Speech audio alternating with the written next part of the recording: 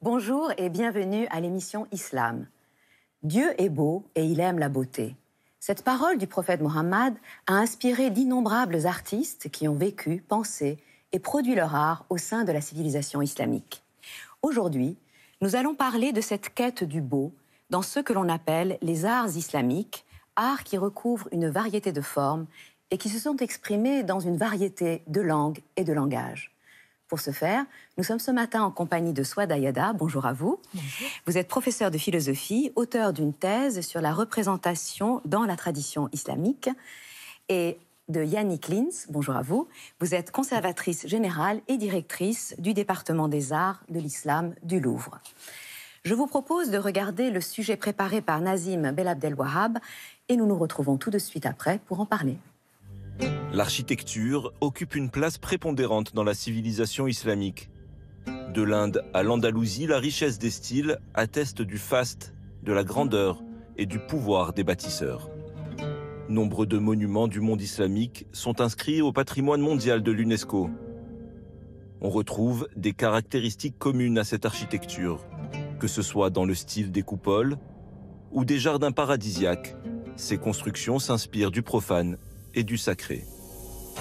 Le Taj Mahal est l'incarnation de la splendeur de l'architecture indo-islamique. Avec son dôme central de 74 mètres de haut, il représente littéralement une déclaration d'amour d'un empereur moghol à sa défunte épouse. Plus de 20 000 ouvriers et artisans ont travaillé pour réaliser ce chef-d'œuvre, construit au XVIIe siècle. Cet art est encore vivant aujourd'hui, avec un artisanat identique à celui d'il y a 4 siècles. Demeure éternelle offerte par l'empereur Shah Jahan à son épouse bien-aimée, Mumtaz Mahal. Avec son jardin qui est comme un symbole de l'Éden, avec ses étendues d'eau limpides, dans lesquelles l'édifice se reflète tel un miroir vers l'au-delà.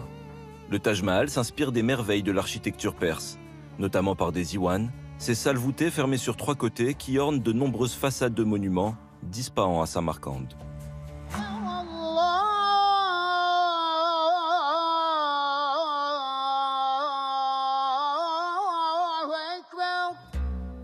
Dans l'Empire ottoman, si Istanbul est un écrin, ses mosquées en sont les joyaux.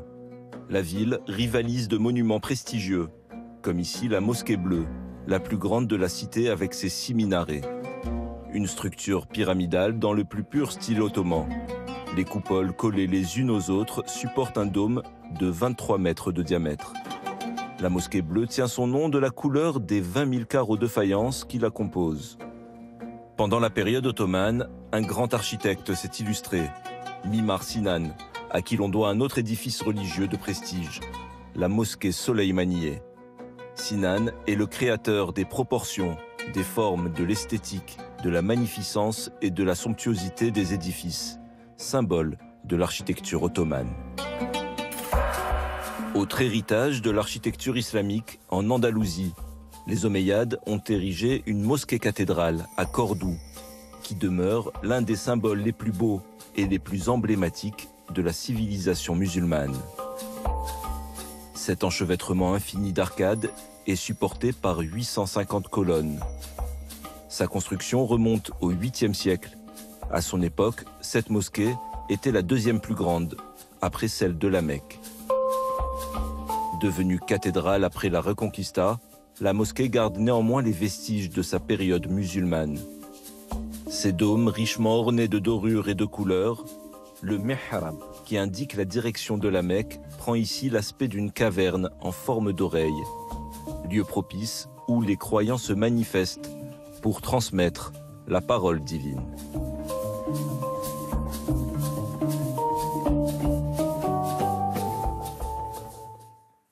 Yannick Lins, une réaction à ce que nous venons de voir? Eh bien, je crois que le reportage illustre magnifiquement à la fois la variété régionale, oserais-je dire, de l'Inde à l'Espagne, en passant par l'Iran, la Turquie. On a vu effectivement les principales mosquées ou édifices religieux des grandes capitales de ce monde islamique.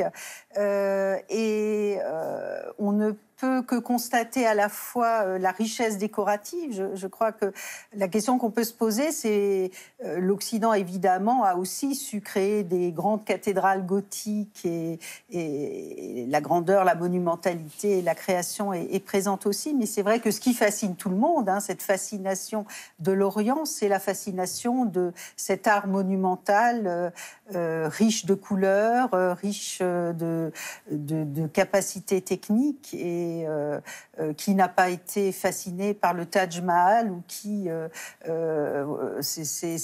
ce sont des monuments, je crois, qui témoignent de la valeur universelle aussi de cet art islamique. Et en même temps, ce qui est aussi intéressant, c'est qu'au-delà de la diversité régionale, de la diversité décorative, qu'on le veuille ou non, les mosquées du Caire ne sont pas les mosquées d'Ispahan.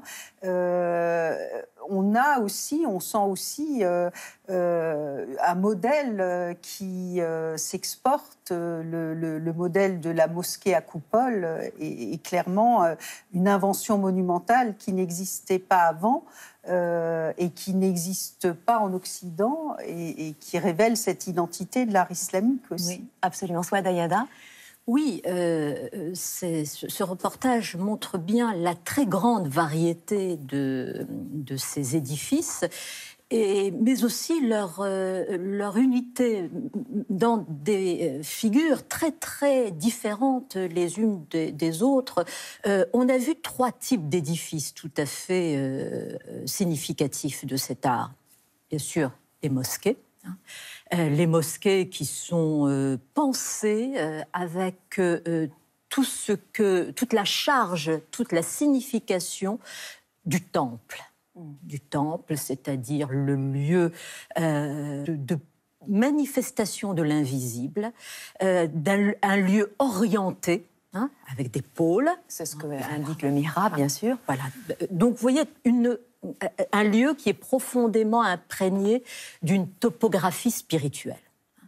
Le deuxième lieu qui apparaît très clairement, ce sont les palais. Les palais comme le lieu à la fois de rayonnement de la domination politique, de la domination culturelle, et aussi le lieu du profane, de la manifestation profane. Et il y a enfin un autre lieu tout à fait central dans la culture de l'islam, dans les arts de l'islam, c'est les jardins. Bien sûr, ça c'est un point extrêmement important. C'est très important parce que le jardin est vraiment le lieu de manifestation, d'une caractéristique profonde de ces arts, c'est d'être des arts visionnaires, de projection, de donner du paradis en images. Oui, du paradis à voir. Et alors, c'est intéressant, puisque vous parlez de vision, vous avez parlé de superbe, vous avez employé plusieurs adjectifs qui pointent justement vers cette question de la beauté. Est-ce qu'on peut dire que finalement, s'il y a aussi un point commun entre tous ces éléments qui composent l'art islamique, c'est qu'ils sont une recherche de la beauté comme signe du divin, Yannick Lins. Est-ce que c'est pas cette question de la beauté qui est au centre et qui fait quand même un peu la spécificité de cette civilisation au sens large? Oui. Après, moi, je reste toujours prudente parce que, comme vous l'avez dit, sous le terme art islamique, il y a tellement de types de production islamique différentes. Et ce que je n'oublie jamais, et les objets en sont toujours la preuve, nous avons de superbes créations faites par des artistes musulmans, par exemple à Mossoul au XIIIe siècle, et qui sont destinés à cette époque-là à la riche clientèle chrétienne. Donc, bien sûr que ces artistes sont inspirés par ce qui les constitue dans leur culture et dans leur éducation. Donc, ce culte de la beauté, moi, je suis toujours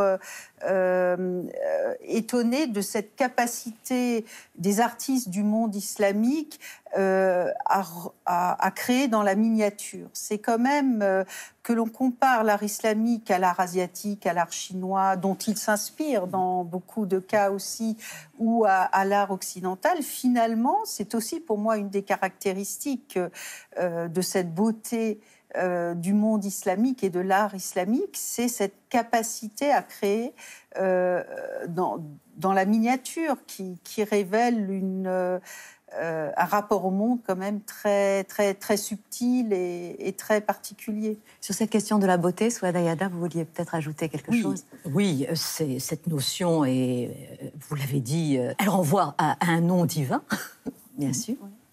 C'est quand même important de le souligner. C'est une notion qui apparaît fréquemment dans le Coran. Elle est associée à une figure prophétique tout à fait majeure, Joseph, auquel de très beaux passages sont consacrés. Il n'y a jamais dans les arts de l'islam un culte de la beauté comme tel, mais c'est un culte de la beauté en tant qu'elle est le signe de quelque chose d'invisible. C'est toujours cette logique-là du signe. D'ailleurs, c'est cette notion de signe qui est interrogée dans cette sourate quand même très, très importante qui est consacrée aux poètes et revient comme leitmotiv à quoi reconnaît-on un signe. Cela qui anime les arts, c'est que les signes ne soient pas de pures apparences, mais qu'ils soient des apparitions, c'est-à-dire le lieu de manifestation de quelque chose d'invisible. Qui est nécessairement donc beau, justement. Alors, allez-y. Je me disais, ce qui est lié aussi, à mon avis, à ce que vous venez de dire et qui, moi, me fascine toujours, quand on voit l'éducation des princes en Iran, par exemple, au XVIe siècle, et on a beaucoup de représentations qui montrent l'éducation de ces princes, finalement, c'est pas une éducation à la guerre, c'est une éducation à la poésie. On devient capable d'être prince, voire sultan, le jour où on est capable d'écrire, de dire la poésie et de la calligraphier. Et c'est aussi révélateur de l'importance dans cette éducation du beau comme valeur identitaire, finalement. Oui, absolument. Alors justement, cette beauté, est-ce qu'on peut la représenter? Alors, je voudrais vraiment qu'on torde le cou à un certain nombre d'idées reçues, Souad Ayada. Donc, est-ce que vraiment la beauté, il est interdit de la représenter ou il est recommandé de la représenter? Alors, vous touchez à une question importante qui est celle du traitement de l'image, de la figuration, de la représentation en islam. Je crois qu'en effet, il faut mettre à distance un préjugé qui consisterait à poser qu'il y a comme tel un interdit de l'image dans le Coran. Dans le Coran, il n'y a rien qui concerne les images à proprement parler. Il y a en revanche une condamnation sévère de l'idolâtrie. Je crois qu'il faut s'y attarder. Il y a une méfiance réelle à l'égard de toutes les pratiques d'enjolivement, d'embellissement, mais selon des exigences plutôt morales. Et il y a un traitement très ambivalent de la question de la poésie. Alors, arrêtons-nous d'abord sur cette question de l'idolâtrie. Il s'agit bien évidemment de l'affirmation du monothéisme que constitue l'islam et de son opposition aux formes de religiosité de l'Arabie au moment de la prophétie de Mohammed. Puisqu'il y avait des statues, donc une statuaire, absolument. Et que l'idolâtrie passait par exactement. La représentation tout à fait. À travers des idoles. Voilà. La divinité était intégralement présente dans une stèle, dans un bétil, voilà, ces termes fabrication humaine. De fabrication humaine. Alors, méditons cette condamnation. Elle ne consiste pas à condamner ces images, mais elle consiste à condamner le fait de confondre l'image avec ce qu'elle représente. Elle est là, l'idolâtrie. L'idolâtrie, c'est la confusion des plans. Elle consiste à considérer que l'enveloppe charnelle d'un être, fût-elle représentée, est est la même chose Bien sûr. que l'être lui-même qui est représenté. Donc, cette critique de l'idolâtrie me semble tout à fait précieuse parce qu'elle conduit à faire de toutes les formes de fanatisme des idolâtries. Qu'est-ce que c'est qu'un fanatique ? Un fanatique, c'est quelqu'un qui confond la lettre et ce qu'elle dit. La Donc, forme et son contenu. Hein. Est-ce qu'on ne peut pas dire, Yannick Lins, que c'est la raison pour laquelle, dit-on dans la légende, lorsque le prophète a fait détruire les idoles de la Mecque, il a préservé l'icône, une icône qui représentait la Vierge à l'enfant, précisément. Oui, oui, et c'est, enfin, je rejoins les propos. Cet interdit de l'image est un préjugé, voire une instrumentalisation. Et au contraire, l'art islamique, dès son origine, dès la mort du prophète, on pourrait dire, où ce premier empire califal se développe, évidemment, cet art est un art de la représentation du prince, le prince en train d'écouter la musique, le prince en train de chasser. Enfin, il n'y a qu'à voir les magnifiques ivoires qui illustraient qui ornaient les meubles des sultans fatimides au Caire au Xe siècle. En tout cas, tout l'art islamique est un art largement déployant largement cette figure humaine, avec, je crois en revanche, une vraie différence. Évidemment, nous avons eu la chance aussi de voir au début ce reportage sur les décors de mosquées, mais en tout cas, il est clair que dans les édifices religieux, et ça c'est une vraie différence, évidemment avec l'Occident, qui va très vite expliquer à la population le texte sacré par la bande dessinée des vitraux dans les cathédrales. Là, il est clair que... Il n'est pas question de cela. Voilà. Et c'est ces nuances-là qu'il faut comprendre. Et qu'il faut évidemment explorer. Mais vous avez cité la représentation, la possibilité de représenter les prophètes en général et le prophète de l'islam en particulier. Je pense que c'est quelque chose de très important puisqu'il a été maintes fois représenté. C'est peut-être très important de le dire, qu'il a été même représenté dans des livres dédiés à des religieux, il faut aussi le préciser, et que donc il n'y a pas de réel tabou au départ dans la représentation du prophète, pour peu bien sûr que ce soit une représentation du prophète dans sa gloire. Oui, et il faut aussi voir cet art qui peut être un art figuratif, mais qui n'obéit jamais à des pratiques qui consisteraient à représenter. Ce ne sont pas pour autant des arts de la représentation et ce ne sont surtout pas des arts de l'imitation. Donc, on le voit bien, même quand, effectivement, la face du prophète a pu être représentée. La raréfaction de ce phénomène, c'est seulement à partir du XIVe, XVe siècle. Donc, dans l'histoire, c'est assez récent. Il est toujours présenté selon des codes qui ne sont pas réalistes. Il n'y a pas de naturalisme, mais il y a une transfiguration de la face. Et selon les mêmes modèles, d'ailleurs, que ceux qui dominent dans la poésie. Oui.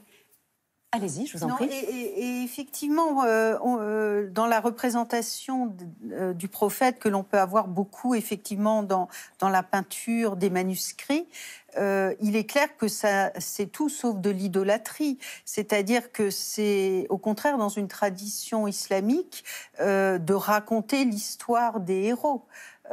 Et donc, c'est la vie du prophète qui est souvent mise en scène dans divers épisodes, à la Mecque, à Médine et ailleurs. Donc, on est dans cette tradition figurative du prophète, souvent dans une glorification de sa vie, de ses faits, de ses gestes, comme un héros.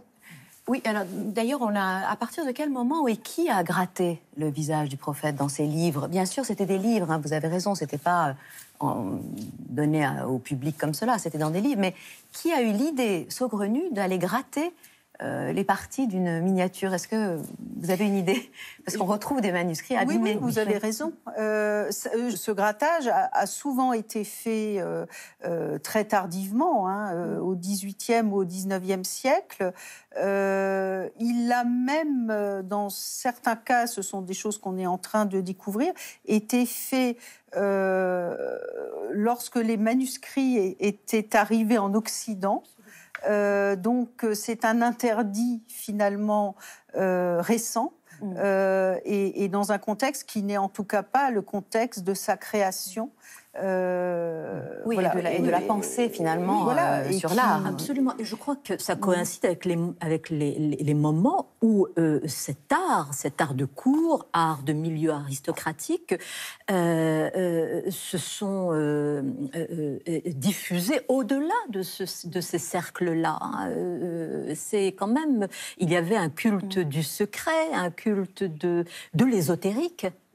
Autour de ces arts et qui allait avec une spiritualité, le soufisme, quand même c'est très important de mettre cela en perspective, et une spiritualité où la culture de l'arcane était quand même tout à fait prégnante. Oui, et bon, cela dit, c'est vrai qu'en parallèle de ces représentations, Yannick Lins, est-ce que vous pensez que cette abstraction, on peut déjà l'appeler une forme de pensée moderne de l'art? Et est-ce qu'elle a finalement influencé aussi les arts d'Occident en retour? Oui, tout à fait. Alors, l'abstraction, c'est ce qu'on a aussi appelé au XIXe siècle ou au début du XXe siècle l'art de l'ornement. Effectivement, ces arabesques, pour reprendre les mots à la mode, effectivement, par exemple. Donc, cette stylisation, par exemple, de la représentation de la nature de manière quasi abstraite. Et en fait, pour répondre à votre question sur l'inspiration, finalement, ou l'essence d'une modernité qu'on pourrait, nous, y voir aujourd'hui, j'aime souvent montrer, quand j'ai la chance de recevoir des artistes contemporains au département, qu'ils soient du monde islamique ou américain ou autre, un plat qui est un plat qui vient d'Asie centrale, du Xe siècle, sur cette fameuse route de la soie. Je n'ai même pas besoin de le commenter. Les artistes, immédiatement, ou même les professeurs d'art plastique qui viennent, sont absolument inspirés par la modernité de cet art. Alors, on le sait, Picasso a été fasciné par l'art islamique. Il en parle. Matisse, Kandinsky. Oui, là, il y a eu réellement, pour nos artistes occidentaux, une source d'inspiration. Et cet art aussi, abstrait, ancien, continue à inspirer les artistes contemporains, égyptiens, marocains, iraniens et autres. Oui, évidemment. Alors, est-ce que vous pensez qu'en fait, la valorisation de la beauté, sous toutes ses formes, artistiques ou pas d'ailleurs, ne devrait pas devenir véritablement le socle d'une vie harmonieuse et donc d'une éducation, pour pouvoir mener ensuite une vie harmonieuse, puisque la beauté, finalement, c'est ce qui permet l'élévation.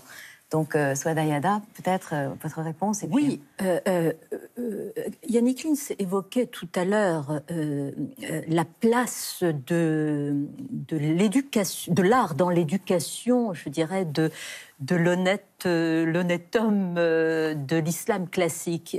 Il faudrait comparer cela à ce qu'a pu être la paëdia chez les Grecs, ce modèle de formation dans lequel l'art, les humanités, jouent un rôle absolument majeur dans la formation, dans la formation de l'individu. Alors, je souscris bien sûr pleinement à cette idée qu'il y a un enjeu éducatif majeur, et je donne au mot éducation un sens fort. Ça n'est pas simplement la réception d'un savoir, mais c'est vraiment la formation de soi, au sens où les Allemands parlent de Bildung, vraiment l'édification de la personne, à la fois morale, intellectuelle, civique. Et l'art, il y a toute sa place. Les formes de beauté, les figures de beauté sont des éléments majeurs dans cette éducation. Léonie Klintz ? Oui, pour moi, ça constitue un des engagements majeurs de ma vie professionnelle que j'ai eu l'occasion de déployer dans le cadre du ministère de l'Éducation nationale et dans les musées depuis 20 ans. J'en suis intimement convaincue. Et sans paraître naïve, parce qu'on pourrait imaginer que résoudre les problèmes de l'humanité par la beauté peut être une forme de naïveté, je suis intimement convaincue, et l'expérience le montre, y compris dans l'échec scolaire, quand on laisse la place à l'enseignement de la beauté, souvent, beaucoup d'élèves en échec scolaire trouvent leur équilibre. Et quand on accueille régulièrement des classes dans un musée quand il est ouvert, je peux vous dire que l'effet apaisant est assuré. Oui, que ces personnes comprennent ou ne comprennent pas ce qu'elles voient.